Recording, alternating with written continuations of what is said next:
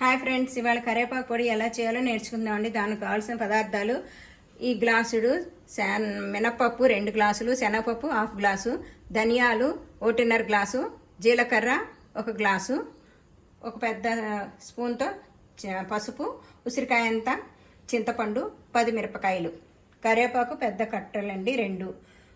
ఇవి 2 చెంచాలు వేసుకుని నూనె, శనగపప్పు ఈ విధంగా వేయించుకోవాలండి. మినపప్పు కూడా ఇలాగా మరీ మాడిపోయేటట్టు కాకుండా మీడియంలో పెట్టుకుని వేయించుకోవాలండి. స్విమ్లో కాకుండా హైలో కాకుండా మీడియంలో పెట్టుకుని కలుపుతూ ఉండాలి, ఎప్పుడు మాడిపోతాయి అడుగుని.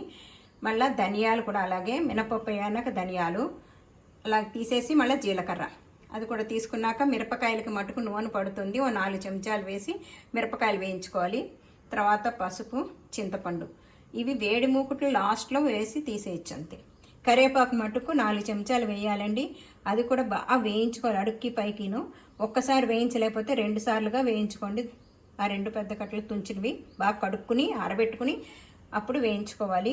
ఈ విధంగా వేయించుకోవాలి. ఏమాత్రం పచ్చి ఉండకూడదు, తడి ఉండకూడదు. తడి ఆరిపోయినాకనే కరివేపాకు వేయించుకోవాలి. మరి అలా అని గలగలామని వేయించుకోవద్దు, మాడు వాసన కింద అనిపిస్తుంది. ఈ మాత్రం ఉంటే చాలు.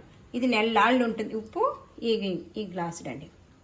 ఇది సరిపోతే చూసుకుని వేసుకోవచ్చు, తినేదాన్ని బట్టి. నాది టాటా సాల్ట్ కాబట్టి తలగొట్టి వేసాను, ఉప్పు కారం ఎక్కువ ఉంటుంది. ఇది పిల్లలు చాలా ఇష్టంగా తింటారు, పెద్దవాళ్ళకు కూడా మంచిది. జ్వరం వచ్చినప్పుడు యాంటీబయాటిక్ వేసుకుంటాం, నోరు చేదుగా ఉంటుంది కదా, ఆ 3వ రోజు పచ్చని రోజుని కరివేపాకు పొడి చారు అన్నం తింటే చాలా బాగుంటుంది.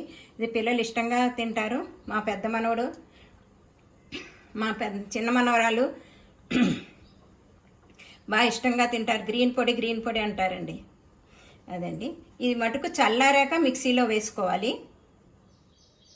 ఇదిగోండి, చల్లారాక మిక్సీ చేశాను, ఇలా వస్తుంది గ్రీన్గా. ఇదండి కరివేపాకు పొడి.